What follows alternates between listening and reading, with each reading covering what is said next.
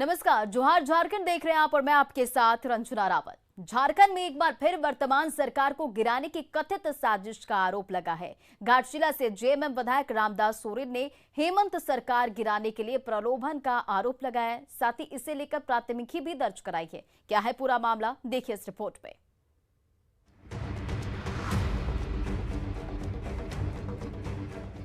घाटशिला विधायक रामदास सोरेन ने हेमंत सोरेन सरकार को गिराने की साजिश का आरोप लगाया है। रामदास सोरेन का आरोप है कि झारखंड मुक्ति मोर्चा के ही पूर्व नेता रह चुके रवि केजरीवाल और अशोक अग्रवाल ने उन्हें पैसे का प्रलोभन देकर सरकार को अपदस्थ करने की साजिश रची थी। धुरवा थाने में दर्ज प्राथमिकी में पैसे के साथ साथ बीजेपी की सरकार में मंत्री पद का भी ऑफर देने का आरोप है। बैठ करके उन्होंने समझाने लगा कि सरकार काम नहीं कर रही है, बदलनी है और भाजपा का सरकार बनानी है और इसमें कई विधायक संपर्क में है और इसलिए हम भी चाहते हैं कि अगर भाजपा की सरकार बनेगी तो निश्चित रूप पर खास करके जो विधायक जेएमएम से अलग होकर अगर सपोर्ट करेंगे उसके लिए तो सबको अलग पोर्टफोलियो मिलेगा। इधर रामदास सोरेन के सरकार गिराने के लिए कथित लालच देने के आरोप पर पूर्व सीएम रघुवर दास ने सवाल उठाए हैं। पूर्व सीएम ने कहा है कि सरकार अपनी नाकामियों से ध्यान बटाने के लिए इस तरह का शिगुफा छोड़ रही है। लगातार इस तरह की बातें क्यों हो रही है, इस बात को हमें समझने की जरूरत। और ये बात स्वयं झारखंड मुक्ति मोर्चा के लोग ही कर रहे हैं। कुछ दिन पूर्व इसी तरह के दो और अभियुक्त को इन्होंने हजारीबाग और कहाँ से पकड़े थे, रामगढ़ से, कि हमारी सरकार को अस्थिर। उस केस का क्या हुआ? इस केस की भी पूरी छानबीन होनी चाहिए। कौन सरकार गिराने में लगे हुए हैं? सरकार उसकी है। मैं मानता हूँ ये सिर्फ जनता को दिग्भ्रमित करने का राजनीतिक लाभ लेने के लिए इस तरह के बीच बीच में बातें सरकार के शामिल दल के लोग करते रहते हैं। इधर जेएमएम ने रवि केजरीवाल और अशोक अग्रवाल को केवल मोहरा बताया है। साथ ही साजिश के पीछे बीजेपी का हाथ होने की भी आशंका जताई है। प्रचंड जनादेश के साथ चुनी गई सरकार को अपदस्थ करने की मुहिम में ये लोग लग गए। इसके भी पीछे कौन लोग हैं, कौन वो सफेद पोश हैं, किसके बल पर इतनी बड़ी कार्रवाई को अंजाम देने की कोशिश कर रहे हैं? तो ये मोहरे हैं, प्यादे हैं। अनुसंधान होने दीजिए, कानून अपना काम करेगा। जो भी इस कुत्सित प्रयास में शामिल होंगे, जो भी इस लोकतंत्र को हाईजैक करने में शामिल होंगे, चाहे वो कितने बड़े क्यों ना हो, कार्रवाई होगी, कानून अपना काम करेगा। हालांकि धुरवा थाने में दर्ज प्राथमिकी के बावजूद पुलिस पूरे मामले की जांच में जुट चुकी है। जांच की जिम्मेदारी हटिया एसपी को दी गई है। वहीं झारखंड की राजनीति भी गर्मा चुकी है। न्यूज़ 18 के लिए रांची से ओम प्रकाश की रिपोर्ट। बिहार के बाद अब झारखंड में भी कांग्रेस और आरजेडी गठबंधन में सब कुछ ठीक नहीं चल रहा है। आरजेडी ने कांग्रेस कोटे के वित्त मंत्री रामेश्वर उरांव पर हमला बोला है और आरजेडी के प्रदेश अध्यक्ष अभय सिंह ने कहा कि बढ़ती उम्र के साथ रामेश्वर उरांव को कुछ बोलने से पहले अपने पद का ख्याल रखना चाहिए। साथ ही ये भी कहा कि अगर कांग्रेस का जनाधार इतना ही मजबूत है तो चुनाव में अकेले लड़कर ये साबित कर दे। दरअसल रामेश्वर उरांव ने झारखंड में आरजेडी का जनाधार नहीं होने की बात कही थी। हमको तो लगता है कि यही जो है इन लोगों को बौखलाहट है और बौखलाहट में बयान दे रहे हैं। या तो उम्र बढ़ रही है, उम्र का ये तकाजा है। हम लोग तो इतना तक कहते हैं कि माने उनको ऐसे बयान जो दे रहे हैं, बयान नहीं देना चाहिए, बयान से बचना चाहिए। और हम लोग नसीहत भी देते हैं उनको कि अगर आप कांग्रेस को इतना जनाधार है, अगर आपके पास इतना जनाधार है, आपको लगता है कि कांग्रेस बहुत जनाधार वाला पार्टी है, तो सिंगल लड़के देख लीजिए, पता चल जाएगा औकात में कौन कितना पानी में है।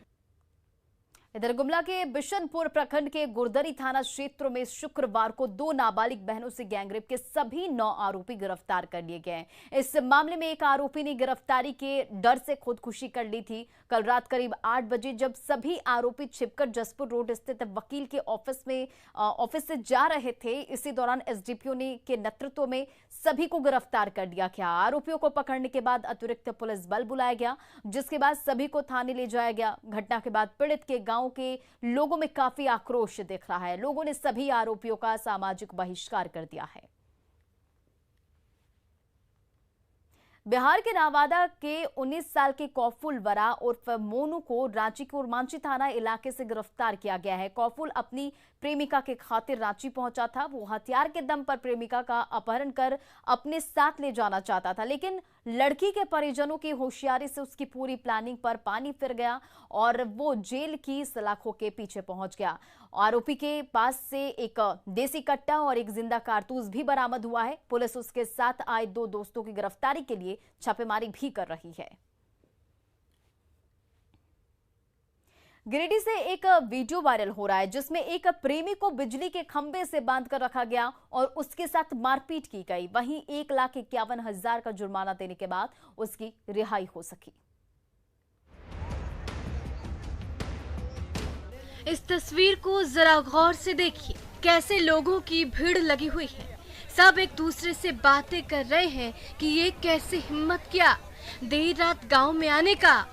वहीं एक बिजली के खंभे से युवक को रस्सी से बांधा गया है और चारों तरफ से उसे घेर लिया गया है। गांव के हर लोग उस युवक से अपने माँ बाप को बुलाने को कह रहे हैं।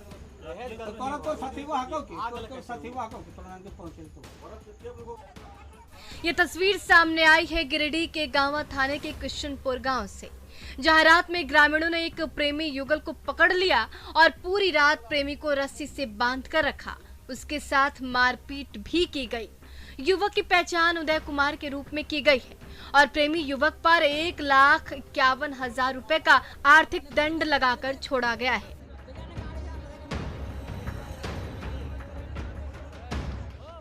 इस तरह की तस्वीर बहुत ही डरावनी होती है। लोगों को कभी भी कानून नहीं तोड़ना चाहिए और ना ही खुद सजा देनी चाहिए। अगर प्रेमी प्रेमिका गलत थे तो उन दोनों को कानून के हवाले कर देना चाहिए था। फिलहाल इस मामले में कोई भी लिखित शिकायत नहीं की गई है। एजाज अहमद, न्यूज़ 18 गिरिडीह। इधर धनबाद के चिरकुंडा में ओवरब्रिज निर्माण को लेकर ओवरब्रिज के समीप अतिक्रमण हटाने अधिकारी पहुंचे। इस दौरान अधिकारियों को स्थानीय लोगों और दुकानदारों का विरोध का सामना करना पड़ा, लेकिन अतिक्रमण मुक्त कराने आए अधिकारियों ने किसी की एक भी नहीं सुनी। अतिक्रमण मुक्त करने में लगे रहे। बता दें कि ये ठेका MSD कंपनी को मिला है। 56 करोड़ की लागत से चिरकुंडा बनाकर पुल का निर्माण किया जाएगा। और आपको बता दें कि अतिक्रमण हटाने को लेकर 15 दिन पहले सभी को नोटिस दिया गया था। नोटिस के बावजूद लोगों ने अतिक्रमण नहीं हटाया। वहीं दुकानदार का कहना है कि पिछले 35 सालों से हमारी दुकान यहां चल रही है, दुकान टूट जाने से हम लोग सड़क पर आ जाएंगे। कोडरमा के कोडरमा नगर पंचायत के वार्ड नंबर 1 के फुलवरिया की गिनती शहरी क्षेत्र में होती है। वन विभाग की ओर से सालों पहले 4 सोलर स्ट्रीट लाइट लगाई गई थी, उनका हाल खस्ता है। बिजली विभाग ने भी बिजली के तारों का जाल और एक ट्रांसफार्मर लगाया है, अब तक उसमें बिजली नहीं दौड़ सकी है। आज कोयले की कमी से पूरे राज्य में बिजली की संकट व्याप्त है। लोगों को परेशानी भी झेलनी पड़ रही है। लेकिन आज हम ऐसे एक गांव में खड़े हैं जो कि पूरा का पूरा गांव कोडरमा नगर पंचायत कहलाता है और वार्ड नंबर 1 का यह इलाका फुलवरिया गांव है, जहां की पिछले कई एक वर्षों से, या यूँ कहें कि आज़ादी के 75 वर्षों से इन्होंने बिजली का चेहरा तक नहीं देखा है। सड़कें तो बनी हैं, लेकिन इन सड़कों को शहरों से जोड़ा नहीं गया है। आइए हम बात करेंगे यहाँ के रहने वाले लोगों से और जानेंगे क्या क्या मूलभूत सुविधाओं से ये महरूम है। बिजली कब से नहीं है यहाँ? सड़क का क्या हाल है? सड़क बन गया, सब कुछ बन गए हैं, बाकी पानी के और बिजली के अंधार में रहे। अभी हाथी के रोज गुहार हो, कने बाल बच्चा के लेकर दीजिए रात के समय में कहाँ गिर गए, कने पट के ये बुड़ी जाता है। 10 गो परिवार है, नाने बुचरू है, कहाँ लेके भाग गई अंधरवा में। और कहता है कि बस अथी साइकिल के बस टायर जरा के रहो रात में, बताओ है। कहीं ना कहीं आप देख सकते हैं कि यहाँ पोले गाड़ी गई हैं, तारे भी हैं, तारों का पूरा जाल बिछा दिया गया है, ट्रांसफार्मर भी लगाया गया है, फॉरेस्ट डिपार्टमेंट की ओर से सोलर लाइट भी लगाया गया है, लेकिन ये सब सिर्फ एक दिखावटी सामान बनकर रह गया है। हम जानेंगे कि आखिर ये तार बिछने के बाद यहाँ बिजली रोकने के पीछे क्या कारण है। यहाँ का तार जो बिछा है उसके बाद बिजली आखिर क्यों रोका है?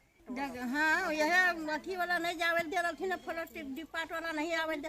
तार भी गिर गई, एगो पोल भी गिर गई, ओकरा पर कितना आदमी घायल हो जीते हैं। बाकी रात के समय में गिरले, हवा अले तो हवा से गिर गए पोल। और देखिए पोल बच्चा गिरने लगा, पटकाने लगा, देखो सब टांगा है सब मिल करके गाछ पर।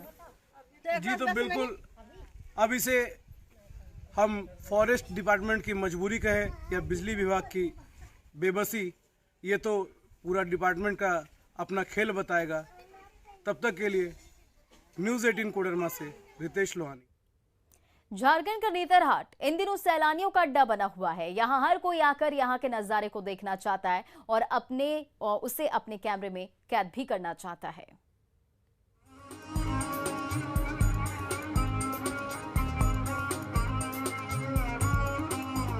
स्वागतम, ये वादियां आपका स्वागत करती हैं। ये झारखंड के लातेहार पर्यटन धरती का स्वर्ग है। यहाँ दिख रहे हर पर्यटक अपने कैमरे में इस खूबसूरत पल को कैद कर रहे हैं। और हो भी क्यों ना, यहाँ का मौसम जो इतना खुशनुमा है। ये वादियां हमें शिमला और कश्मीर की जो याद दिला रहे हैं, जहाँ हर तरफ वादियां ही वादियां, पेड़ों के इस कतार और कुहासे की चादर ओढ़े यहाँ का मौसम मन को मोह रहा है। आज का मौसम तो ये शिमला को मात कर दिया। शिमला फेल हो गया आज नेतरहाट का जो मौसम है। नेतरहाट की वादियों में सर्दियों का मौसम पहले ही आ चुका है। छोटा नागपुर की पहाड़ियों में लगभग 3500 फीट की ऊंचाई पर स्थित नेतरहाट में अभी से ही पर्यटकों की जबरदस्त भीड़ उमड़ रही है। वीकेंड के दिनों में यहाँ सैलानियों की भीड़ इस जगह को और भी खास बना देती है। यहाँ का सनराइज और सनसेट पूरे देश में लोकप्रिय है। ये तो ऐसा लग रहा है कि झारखंड का जैसे भारत में कश्मीर है तो ये झारखंड का कश्मीर जैसा यहाँ पर है। इस तरह से यहाँ पर इतना अच्छा यहाँ पर जो है कि मौसम है। यहाँ पर ये नेतरहाट जैसे कि झारखंड का स्वर्ग है, स्वर्ग के जैसा यहाँ पर है। ये इस रेंज में पहाड़ों की संख्या काफी ज्यादा है। यही कारण है कि नेतरहाट को पहाड़ों की मल्लिका भी कहते हैं। सुबह सुबह पर्यटकों को यहाँ एक अलग सा सुकून मिलता है। प्राकृतिक क्षेत्र होने के कारण यहाँ की हवाओं में अलग ही ठंडक होती है जो लोगों को रोमांचित कर देती है। यही कारण है कि पर्यटकों का जमावड़ा यहाँ पूरे साल लगा रहता है। संजय भारती, न्यूज़ 18, नेतरहाट। इधर रामगढ़ में दुर्गा सोरेन सेना के कार्यालय का उद्घाटन किया गया। विधायक सीता सोरेन की दोनों बेटियां जयश्री और राजश्री ने दुर्गा सोरेन सेना के कार्यालय का उद्घाटन किया। हालांकि सीता सोरेन की दोनों बेटियों ने राजनीति में आने से इनकार किया है। साथ ही ये भी कहा है कि ये संगठन झारखंड के लोगों के कल्याण के लिए बनाया गया है। उन्होंने कहा कि उनका मकसद सिर्फ झारखंड का विकास पर पिता दुर्गा सोरेन के सपनों को साकार करना है। झारखंड में सत्तारूढ़ झारखंड मुक्ति मोर्चा की विधायक सीता सोरेन की बेटियों ने अपने दिवंगत पिता के नाम पर दुर्गा सोरेन सेना गठित की है। इसका कोई पॉलिटिकल मकसद नहीं है। वैसे तो हमने पहले से ही सोच रखा था कि ये संस्था ज़रूर बनाएंगे, क्योंकि ये हमारे पिताजी के लिए एक उनका नाम आगे बढ़ाना चाहते हैं, इसलिए। और साथ में हम दूसरों की मदद भी करना चाहते हैं इसके थ्रू। और सिमडेगा में कल से 11वीं जूनियर महिला हॉकी चैंपियनशिप की शुरुआत हो रही है। हॉकी चैंपियनशिप में 27 टीमें भाग लेंगी। 11वीं जूनियर महिला हॉकी प्रतियोगिता का कल मुख्यमंत्री हेमंत सोरेन उद्घाटन करेंगे। प्रतियोगिता के उद्घाटन के साथ ही सिमडेगा को 100 करोड़ की योजनाओं का लाभ भी सीएम देंगे और इसमें इंटरनेशनल हॉकी स्टेडियम का भी शिलान्यास किया जाएगा। इस आयोजन की सारी तैयारी पूरी हो चुकी है। इसके लिए झारखंड की टीम का ऐलान भी कर दिया गया है।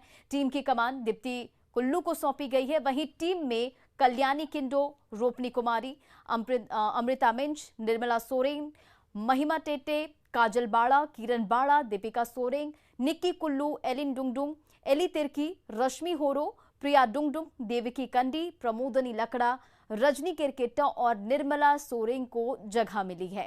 कोच के तौर पर प्रतिमा बर्वा को और मैनेजर की जिम्मेदारी तारिणी कुमारी को दी गई है।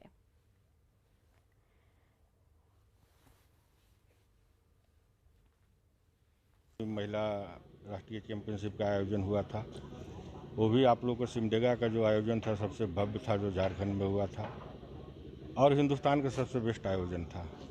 और हम लोग की पूरी कोशिश है झारखंड सरकार के जिला प्रशासन सिमडेगा का और हॉकी झारखंड का, हॉकी सिमडेगा का, कि उससे इसको हम लोग बेटर करके दें और उससे अच्छा आयोजन करें। और हम लोग पूरी कोशिश में हैं कि उससे अच्छा इसको करें, ताकि जो हम लोग का 11वीं सब जूनियर नेशनल जो अभी तक का बेस्ट है, हम लोग अपना ही रिकॉर्ड को तोड़ने की कोशिश कर रहे हैं कि उससे भी अच्छा हो। और सबसे खुशी की बात है कि आप लोग को ये बता देना चाहते हैं। और जवाहर झारखंड के इस बुलेटिन में फिलहाल इतना ही। बने रहे आप न्यूज़ 18 बिहार झारखंड के साथ।